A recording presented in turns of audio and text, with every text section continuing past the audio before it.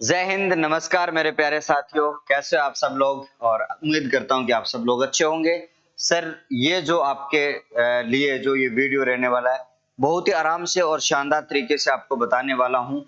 12 अप्रैल को एक नोटिफिकेशन आया था, जिसमें आपकी जो राजस्थान रोडवेज जो भर्ती है, उसके बारे में मैं आपके साथ में बात करने वाला हूं।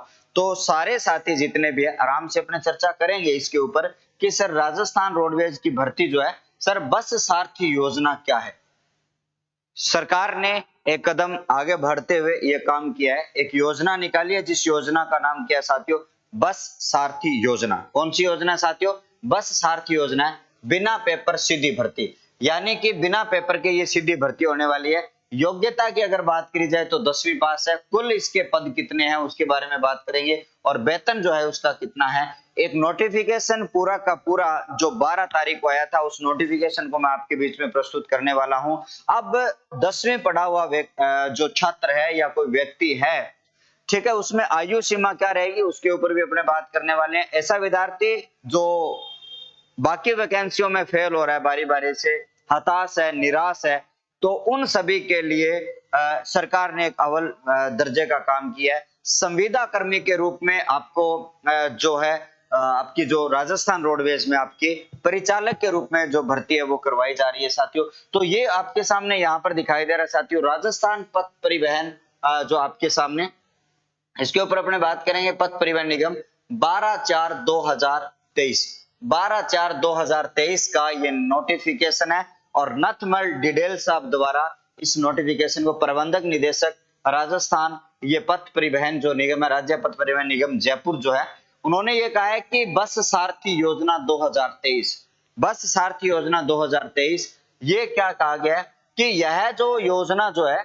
इस योजना का नाम क्या रखा गया? राजस्थान राज्य पथ परिवहन निगम बस सारथी योजना 2023 होगा, और ये योजना 1 मई से प्रभावी हो जाएगी। यानी कि हम बात करते हैं साथियों, 1 मई 2023 से ये जो योजना जो है वो राजस्थान में क्या हो जाएगी? लागू हो जाएगी। और यहाँ पर देखिएगा, परिवहन निगम में परिचालकों की कमी, कंडक्टर जो है, उन कंडक्टर की कमी आने की वजह से बस सारथी योजना को सरकार हमारे सामने लेकर आई है। उसमें क्या है, इसकी परिभाषा क्या है, इसके बारे में यहाँ पर देखो, ये नोटिफिकेशन आपको डाल देंगे। इसके अनुबंध क्या है, उसके अनुबंध क्या, आपको क्या क्या चाहिए, यानी कि आवेदन आपको जो करना है, उसकी जो पात्रता है वो आपकी क्या रहने वाली है। थोड़ा सा यहाँ पर अपने पात्रता के बारे में बात करी जाए। आशा और उम्मीद करता हूँ कि आपको दिख रहा होगा।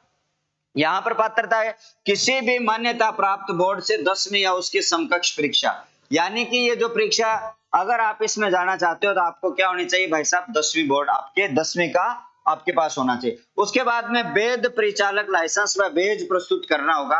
सर, ये वेद परिचालक लाइसेंस, ये बेज प्रस्तुत करना होगा। जब आप डिपो में जाओगे तो इसके बारे में आपको जानकारी बता दी जाएगी। फॉर्म कहां से भरा जाएगा ये भी मैं आपको बताने वाला हूं। इस पूरे नोटिफिकेशन में ये सूचना दी गई है। 2 राजपत्रित अधिकारी के स्तर से स्थापित चरित्र प्रमाण पत्र, यानी कि अपने क्या करना है, एक चरित्र प्रमाण पत्र भी आपको बनवाना है। 10वीं की मार्कशीट हो गई, एक चरित्र प्रमाण पत्र हो गया। उसके साथ साथ में किसी भी न्यायालय या पुलिस थाने में कोई आपराधिक लंबित मामला नहीं होना चाहिए, यानी कि कोई भाई साहब आपके ऊपर केस नहीं होना चाहिए, कोई मामला लंबित पड़ा हुआ नहीं होना चाहिए। यह भी आपको क्या रखना है, आपको ध्यान में रखना है, ठीक है। यह भी रिपोर्ट आपको पुलिस वेरिफिकेशन करवाना पड़ेगा। निगम से सेवानिवृत्त परिचालक चालक इस योजना के पात्र होंगे, के लिए पात्र हो सकते हैं। अब यानी कि सेवानिवृत्त हो चुके हैं, कोई भी ड्राइवर है, परिचालक है, वो भी सेवा का क्या उठा सकते हैं, लाभ उठा सकते हैं। यानी कि इसके हिसाब से देखो, क्योंकि यहाँ पर स्पष्ट लिखा गया आयु सीमा, आवेदक की न्यूनतम आयु 18 वर्ष होनी चाहिए, अधिकतम आयु 65 वर्ष होनी चाहिए। अब तो भाई साहब यहाँ पर दादा का काम भी यहाँ पर है, ठीक है। ऐसे पिता जो अपनी सरकारी नौकरी से क्या हो चुके हैं, रिटायर्ड हो चुके हैं, अगर वो भी कहना चाहता है यार मेरे से तो घर नहीं बैठा जाता, मैं काम करना चाहता हूं, तो भाई साहब इस परिचालक वाली में क्या कर सकते हो, अपना हाथ बंटा सकते हो। उसके साथ साथ में और क्या अनुबंध आपको दिए गए हैं, तो यहाँ पर देखिएगा, बस सारथी में पदों की जो है संख्या, उसके बारे में अगर बात करें कि बस सारथी की संख्या कितनी होगी। आगार में परिचालक के रिक्त पदों के विरुद्ध बस सारथी रखे जा सकते हैं, विरुद्ध आपके पद सारथी रखे जा सकते हैं। लेकिन बस सारथियों की अगर बात करी जाए, बस सारथियों की संख्या संचालित शेड्यूल के अनुसार परिचालक स्वीकृत पदों की संख्या से अधिक नहीं होगी। ये जो आपको है, ये पूरी सूचना जो आपको डिपो में आपको बता दी जाएगी। बस सारथी के कार्य क्या क्या है, यहाँ पर जो पूरे जो कार्य आपको दिखाए गए उस कार्य में अपने बात करेंगे। वर्दी भी सिमानी पड़ेगी, वो भी स्वयं के खर्चे से अपनानी पड़ेगी। उसके साथ साथ में आपको यहाँ पर अनुसार राशि प्राप्त कर यात्री लगेज टिकट जारी करेंगे, समस्त बुकिंग घरों से डीएसए प्राप्त करेंगे और सारे का सारा जो काम है वो इस तरीके से करना होगा।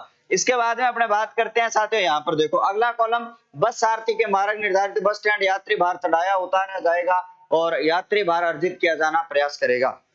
खट्टे उतारने और खट्टे चढ़ाने में सारी जानकारी बिठाना है। थारो रूट जो मिल सी भी पर है परिचाल के तो मार्ग से निर्धारित उत्तरदायित्व पालना करने से ये भी है। बस सारथी अनुबंध की प्रक्रिया क्या होगी, ये जो अनुबंध वाले जो लोग हैं वो आपको अनुबंध करेंगे, सारी बता देंगे। उसके साथ साथ में आपको क्या करना है, बस सारथी की बस सेवा तो अधिकृत करने से पूर्व संलग्न प्रारूप 500 रुपए के नॉन जुडिशियल स्टाम्प पर लिखित है अंडरटेकिंग देनी होगी। वह अंडरटेकिंग की शर्तों की पालना के लिए उत्तरदायी होगा। यहाँ पर बहुत सारी शर्तें दी गई, उन शर्तों को क्या करना होगा, पालना यहाँ पर करनी होगी। उसके साथ साथ में अपने बात करते हैं साथियों और क्या दिया गया है।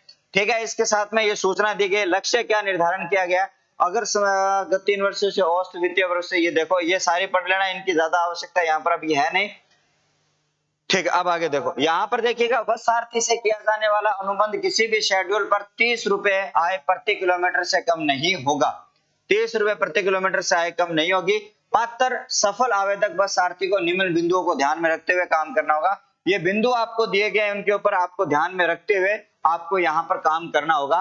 किसी शेड्यूल या बस सेवा के लिए एक से अधिक आवेदक मांग करते हैं तो जो आवेदक अधिकतम दैनिक राजस्व लक्ष्य का ऑफर देगा उसी को बस सेवा शेड्यूल के अनुसार भाई साहब टेंडर छोड़ेगा। सीधा को सीधी बात है कि मैं इस रूट में इतने पैसे लाके दूंगा, अगर ज्यादा कहेगा तो उसको लगा दिया जाएगा। एक ही मार्ग पर संचालित होने वाले समस्त शेड्यूल बस सारथियों से नहीं चलवाए जाएंगे ताकि निगम के अन्य बसें प्रतिस्पर्धा कर सके, किंतु ऐसा करना बाध्यकारी नहीं होगा। यह भी बात आपको यहाँ पर बताई गई है। उसके अगले पेज की अपने बात करते हैं साथियों। अगले पेज में क्या दिया गया है, आपकी धरोहर राशि वगैरह के बारे में बात भी करी गई है। और बस सारथी को अधिकतम शेड्यूल से वाहनों की मासिक पासों और अन्य निःशुल्क रियायतों सेवा जैसे महिला दिवस, रक्षाबंधन है, प्रतियोगी परीक्षाओं व अन्य निःशुल्क रियायत यात्रा की आय प्राप्त राजस्व में जोड़ी जाएगी, ये जोड़ ली जाएगी सीधा। बस सारथी का 1 माह अनुबंध किया जाए, बस सारथी से 1 माह का अनुबंध किया जाएगा भैया, एग्रीमेंट किया जाएगा। अनुबंध अवधि में बस सारथी मार्ग परिवर्तन हेतु कैलेंडर माह के अंतिम सप्ताह में, अगर आपको रूट चेंज करना है ना, कैलेंडर का अंतिम सप्ताह होता है ना, उसमें आप क्या कर सकते हो, आगामी प्रथम दिवस में आवंटित किया जा सकता है। अब धरोहर राशि का क्या मामला, सिक्योरिटी जो है वो क्या है, शेड्यूल में लक्ष्य में निर्धारित अवधि पूर्ण होने से पूर्व स्वेच्छा से अनुपस्थित रहने अथवा सहमति अनुसार कार्य करने नहीं करने पर जमा प्रतिभू राशि एटीआईएम मशीन के विरुद्ध जमा धरोहर राशि, उसके विरुद्ध बकाया राशि तथा कुल धरोहर राशि को 20% तक आप किया जा सकता है। ये बात आपको अच्छी तरीके से ध्यान में रखना। थोड़ी देर में करूं, 1 मिनट रुक, आगे चलिएगा और इसमें देखिएगा अधिकृत बस को सेवा के लिए 15,000 रुपए और उसके बाद में यहाँ पर मूल्य से 20,000 रुपए और प्रतिदिन, ये पूरा जो रूल है भैया, आप जो है धरोहर राशि के रूप में जो दिया गया वो आपको ध्यान में रखना। यहाँ पर देखिए बस सारथी आवंटित लक्ष्य की तुलना में कम अर्जित की गई तो 100% राशि वसूली जाएगी। वो मामला थोड़ा क्रिटिकल है। आपको जो एक टारगेट दिया गया उस टारगेट से आप उसको अचीव नहीं कर पाओगे तो आपसे वसूला जाएगा, ये और मामला है। ठीक है, मामला तो थोड़ा सा गड़बड़ी है, यहाँ कौन लगा वो भैया ना। आगे चलिएगा, उसके बाद में अपने बात करते हैं, ये पूरा जो सिस्टम आपको दिया गया उसके बारे में आप पढ़ लेना। और उसके बाद में जो काम की जो बात है वो अपने ध्यान में रखना साथियों। बस सारथी का बस का जो निरीक्षण वगैरह वो भी आपको बताया गया। और बस सारथी, ये देखो अब आपके सामने सबसे इंपॉर्टेंट फेज क्या है, ये वाला सबसे इंपॉर्टेंट फेज क्या है, ये इसको थोड़ा सा ध्यान से समझना कि आप बस सारथी का मासिक प्रतिफल क्या होने वाला है। वाहन संचालन किलोमीटर प्रति मासिक प्रतिफल राशि मासिक के रूप में होगा। अगर 10,000 किलोमीटर तक बस चलती है तो प्रति महीना जो है उनको 13,000 रुपए दिया जाएगा। 10,000 किलोमीटर चलती है तो 13,000 रुपए प्रति माह दिया जाएगा। ज्यादा भी पैसे कमाए जा सकते हैं। 10,000 किलोमीटर से अधिक चलने पर 10,000 किलोमीटर से अधिक चलने पर संचालन के प्रति किलोमीटर 1 रुपए 50 पैसे के अनुसार अतिरिक्त भुगतान, परंतु यह राशि निर्धारित मासिक लक्ष्य अर्जित करने पर ही देय होगी। साथ में शर्त और लिख दी, आपने निर्धारित लक्ष्य को प्राप्त किया ना तो ही राशि देय होगी भाई साहब, नहीं तो नहीं होगी।